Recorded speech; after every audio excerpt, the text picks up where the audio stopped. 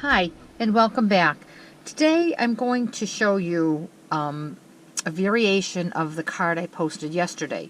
Yesterday I posted the never-ending card, which was made in the bigger size, 6x6. And I mentioned that there was a tutorial up there online that showed how to make this in a smaller size so that you could get it in a A2 envelope. So that's what I decided to do for you today.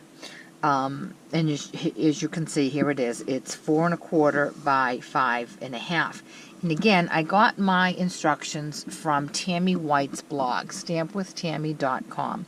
I did a search for the never-ending card. I think she might call it the infinity card, though.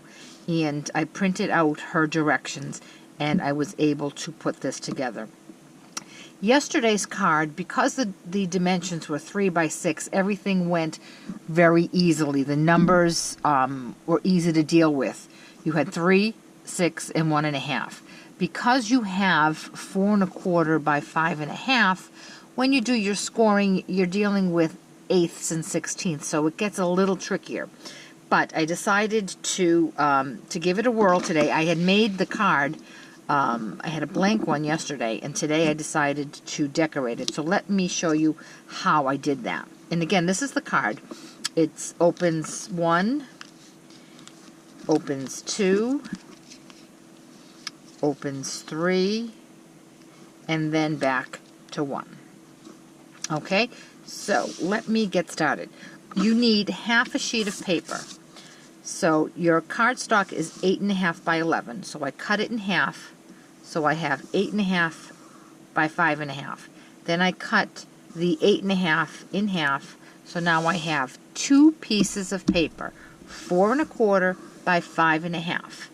Let me bring in my scoreboard and we'll get started. I'm going to make sure that this stays in focus here.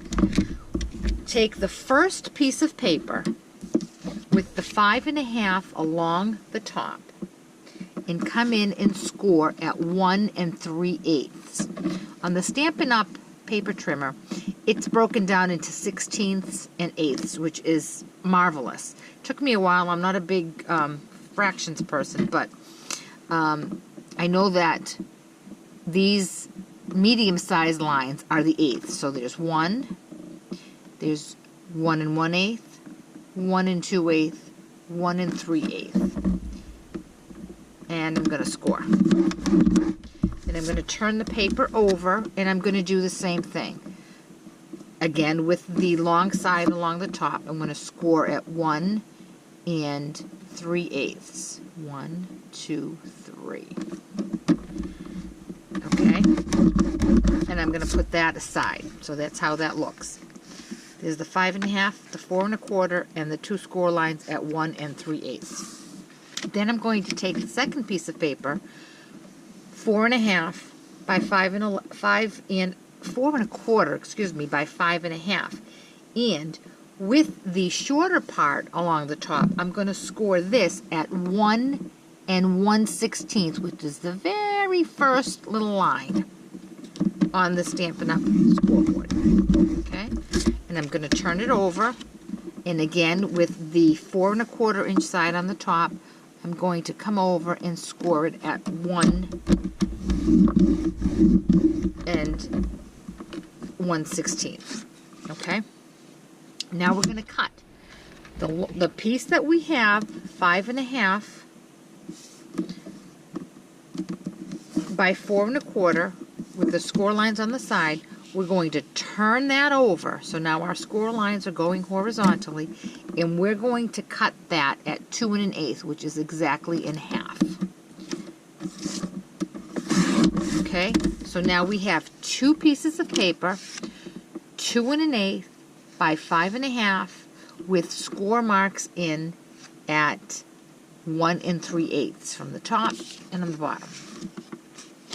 Now we're going to take the other piece of paper that we have. We're going to put the 5 1/2 along the top with the score lines going horizontally, and This is 5 1/2 along the top. We have to cut this directly in half. So we're going to cut at 2 3/4.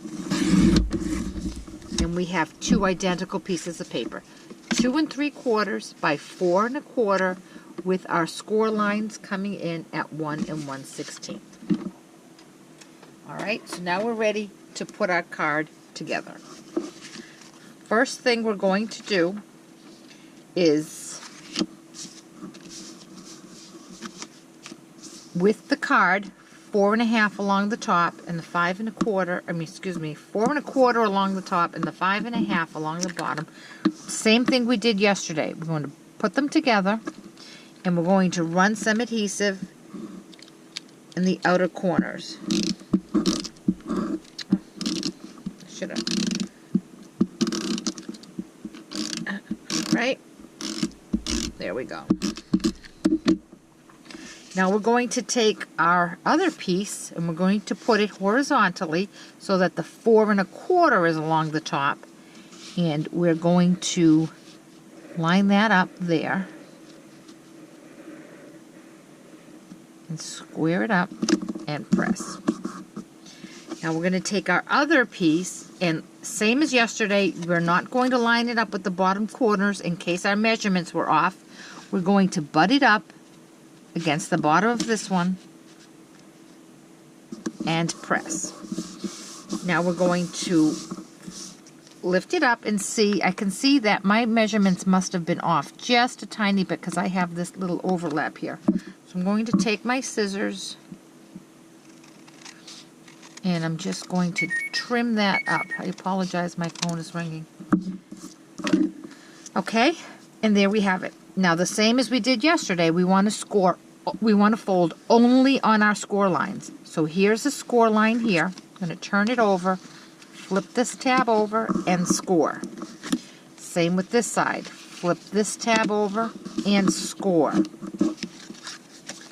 Now we have these score lines that we have to score. So we're going to hold it this way, flip this over, and score. Flip this over and score. And now we have our card is complete. There's side 1, side 2, side 3, and side 4. And then we're back to the beginning. 1, 2, 3, 4, and back to the beginning.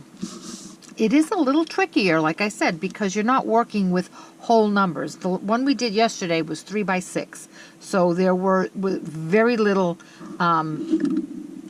daunting fractions.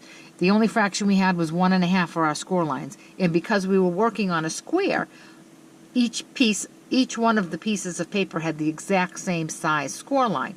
This one, because we're not starting out with a square piece of paper, we're starting out 4 1/4 by 5 1/8. Our fractions are very different, but the formula is still, I guess the formula for this one isn't the same, because this isn't, let's see, 2 1/8. Yeah, that's right. The formula isn't the same as it was yesterday, so scratch that. This is a special formula because we're doing an A2 size card.